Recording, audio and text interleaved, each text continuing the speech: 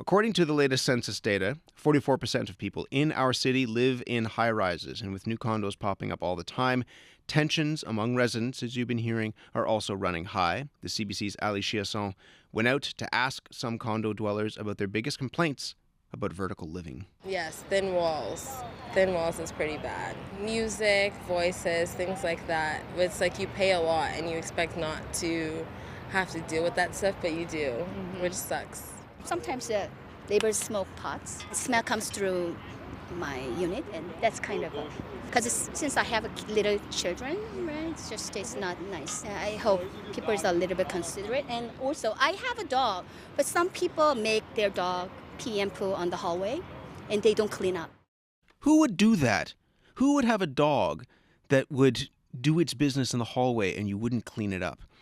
That perhaps is one of the things that our next guest has to deal with. Marc Bhalla is a condo mediator and is with me in studio to talk about the problems he's seen and how he helps solve them. Good morning. Good morning. Have you heard about that before? People just let their dog they don't take it outside, they just let it go in the hallway? Happens more often than you probably think. How would you describe what your job is as a condo mediator? Well, as a mediator, my job is to facilitate a meeting directly with the people who are involved in an issue. It's a confidential, off-the-record discussion that exists really to give them an opportunity to better understand one another and to give them a chance to look at different options that they have to address their issues. I'm not a judge. I'm not a lawyer. I don't impose anything upon people. Mediation really empowers those who are involved in a conflict with the ability to craft their own solution. Now, when conflict arises in the condominium environment, there are some additional layers of complication. Provincially, we have the law, the Condominium Act, that might have some influence in how the matter is addressed.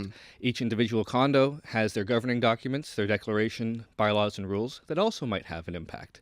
Each condominium also has a condominium board of directors elected by the unit owners that have certain responsibilities that may come into play.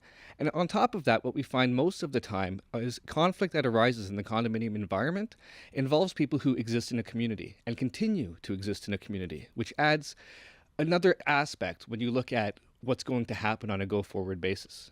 What are some of the disputes that you deal with? All different types of disputes come up.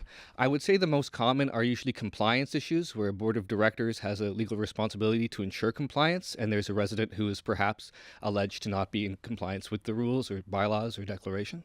And so what would the rules be that the person would be breaking? Well, going back to your original example, picking up after your pet. Okay. Beyond that?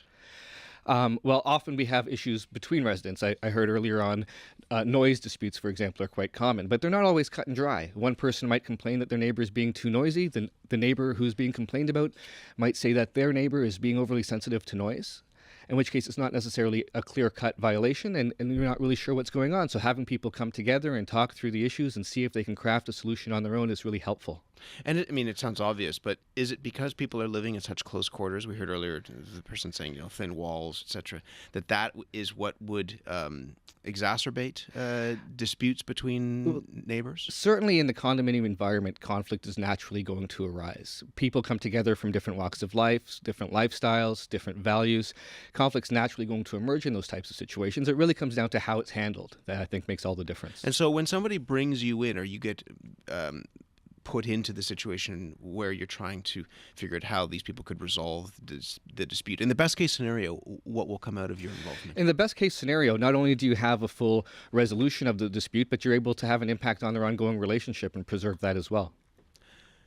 But it's difficult because they have an ongoing relationship with the people in the building. They might run into them, for example, in that hallway, in the elevator.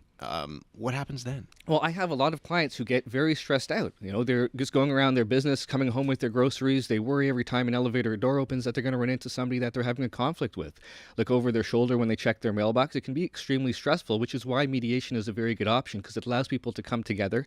And even if you don't end up with some kind of resolution, you're able to talk through a communication plan and get some kind of strategy to allow you to coexist in that community until your conflict is resolved. Do you find that people will change their behavior generally through mediation? Over time. It's not always the case that overnight you have all of your problems resolved, but I find that mediation is often able to allow for small steps to be taken on a go-forward basis that over the course of time end up being large steps. But people look at the place that they live as their own. Mm-hmm. And what happens outside of those walls is often irrelevant to people. And so they'll play their music at the volume that they want. They will smoke what they want, they'll do what they want, and they'll often not be concerned about how that impacts people down the hall or right next door or a floor below. So how do you get them to care about the fact that they live in a community? It happens to be a vertical community, not a street community, but they still live in a community. Getting them together in person and seeing firsthand the impact that their actions have on others, going through what their intentions were. Most of the time, people don't intend to disturb their neighbors. They don't realize the impact of their actions. And I find that normally what happens in bringing the people together to have those kind of discussions encourages them to try to do something to make the situation better for everybody. Nobody in the course of living their life wants to come home to a letter from property management or find out noise complaints or whatnot are being made about them. So this gives them an opportunity to figure things out. And the nice thing with mediation is you can explore some creative solutions as well. Like schedules. Finding out when your neighbor's not around. If a tree falls in the forest and nobody's around to hear it, who cares? So if you have a neighbor who goes to their cottage on weekends and doesn't care if you put your music up a little bit louder on Saturday nights, that might be a good solution for you. That kind of thing happens all the time in mediation. Interesting. Marc, thank you. Thank you very much. Marc Bhalla is a condo mediator in this city. CBC Toronto all week will explore the challenges of living in a vertical city. You can find out more at cbc.ca/Toronto.